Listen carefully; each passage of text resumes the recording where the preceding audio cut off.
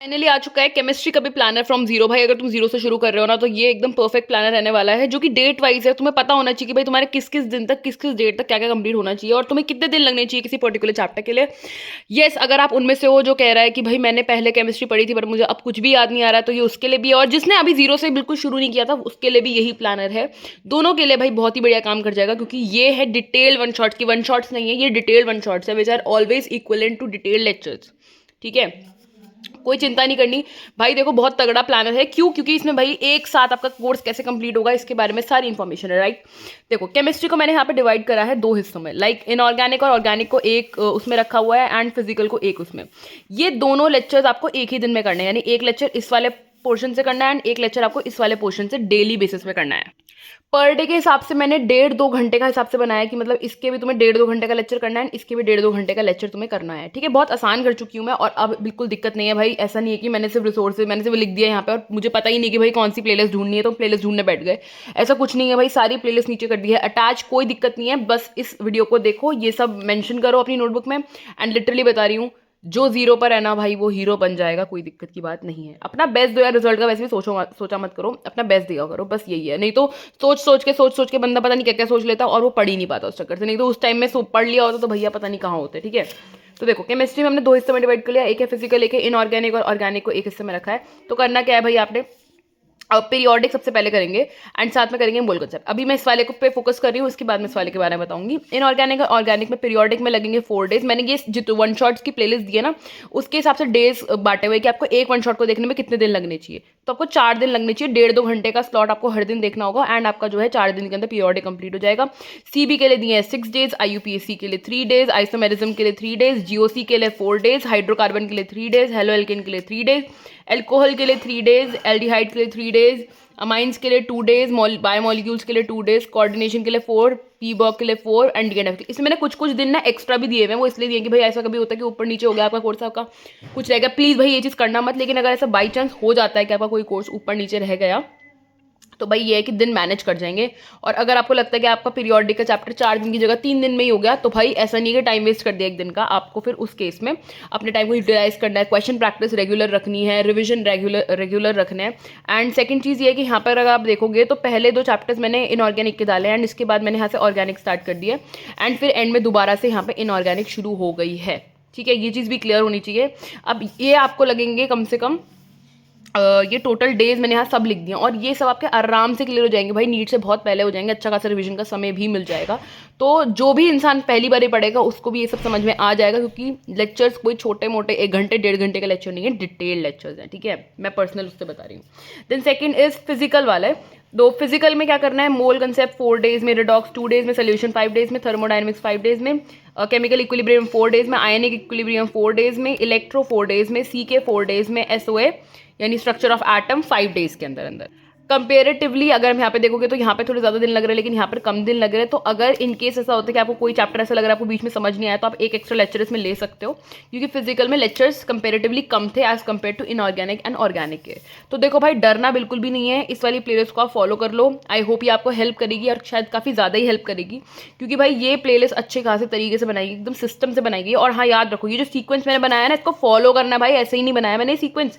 अगर आप ये देखो ये वाली एंड ये वाली एक ही सीक्वेंस है, तो भाई इस सीक्वेंस को फॉलो करना, पहले पीरियोडिक ही करना है, फिर सीबी ही करना है, फिर आईयूपीएसी ही करना है, फिर आइसोमेरिज्म ही करना है, जीओसी ही करना है, hydrocarbon, halo alkane, alcohol, aldehyde, amine, biomolecule, coordination, P block, D and F block, ऐसे ही करना है। और इतने ही दिन लगाना है, इससे एक्सीड करना कि इससे एक्सीड ना लगे, क्योंकि भाई अगर ऐसे कर लिया ना जो तुमने पीछे पाप किया ना भाई वो सारे धुल जाएंगे। कोई दिक्कत नहीं है, बस क्वेश्चन प्रैक्टिस रखना साथ साथ, रिविजन रखना साथ साथ, कोई दिक्कत नहीं होगी।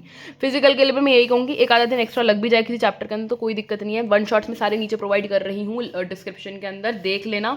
और भाई कल जो है फिजिक्स का भी आ जाएगा, तो भाई हाँ अभी उस पर थोड़ा वर्क चल रहा है लेकिन फिजिक्स का भी कल तक आ जाएगा। तो भाई जिसको भी स्ट्रेस था कि भाई कैसे होगी केमिस्ट्री मैनेज, तो ऐसे ही मैंने बायो का भी डाला हुआ है, तो बायो के साथ साथ आपको ऐसी केमिस्ट्री के लेक्चर्स को भी जो है साथ साथ उनका एक टाइम टेबल से बनाकर आपको उन दोनों को मैनेज करना है साथ में।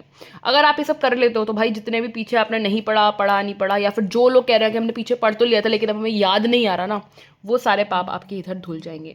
तो भाई एक बार ले लो एक तगड़ा सा स्क्रीनशॉट, ये लो। आप लोग कहोगे तो मैं कम्युनिटी पे भी डाल दूंगी, मेरे को अभी याद आया कि बायो का भी डालना है कम्युनिटी पे, तो डाल दूंगी मैं।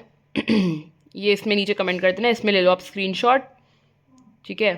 एंड जिसको बायो का चाहिए, बायो का भी दे ही देती हूँ, यहीं पे ही देख लो। सॉरी दोस्तों मुझे मिल नहीं रहा है वो भी। और कल आ जाएगा फिजिक्स का।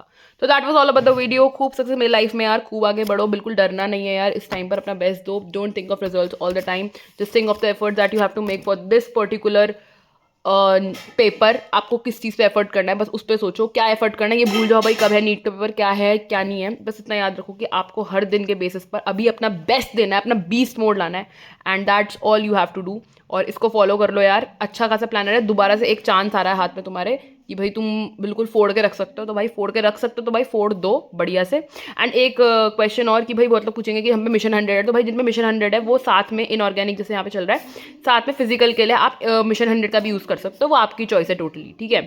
तो दैट्स वॉज ऑल। एंड अगर किसी और को कोई और वन शॉट पसंद है तो मैं तो प्रेफर करूँगी कि मेरी वाली ही कर लो फॉलो। क्यों मैं ऐसा बोल रही हूँ, क्योंकि भाई मैंने डेज लिखे हैं अकॉर्डिंगली। लेकिन अगर आपको किसी और टीचर से ही समझ में आता है तो फिर इन दैट केस आप श्योरली जा सकते हो दूसरे लेक्चर के लिए, ठीक है। So that was all. And बस मैं ये कहना चाहूँगी कि भाई लाइफ में खूब सक्सेस मिले, खूब आगे बढ़ो, और सिर्फ रिजल्ट ओरिएंटेड पढ़ाई मत करो, अपने एफर्ट फुल दो। इस वक्त 20 मोड में आ जाओ। 20 मोड का मतलब है कि भाई अपना जो है मेजॉरिटी ऑफ द टाइम जो है दिन का उसको पढ़ने में दो। एंड ये मत सोचो कि भाई इतना पढ़ना है उतना पढ़ना है। जब सुबह उठते हो, सुबह उठते ही रिविजन करा करो पिछले दिन का, एंड उसके बाद स्टार्ट करा करो पढ़ना, जिसमें आप सबसे पहले पता है क्या करा करो, आप जब लेक्चर्स वगैरह देखते हो ये मत सोचा करो कि आज मुझे इतने सारे लेक्चर देखने हैं। आप उठो, कुछ मत सोचो कि मुझे कितने लेक्चर देखने हैं, उठो और लेक्चर खोल के बैठ जाया करो, and that's all you have to do. इतना थिंकिंग रखता हो जब बंदा, तो उसका आधा दिमाग इसी में खर्च हो जाता है कि भाई नहीं हो पाएगा, ये भी नहीं हो पाएगा, ओ माई गॉड 8 9 10 घंटे के लेक्चर, ओ माई गॉड ये तो नहीं हो पाएंगे।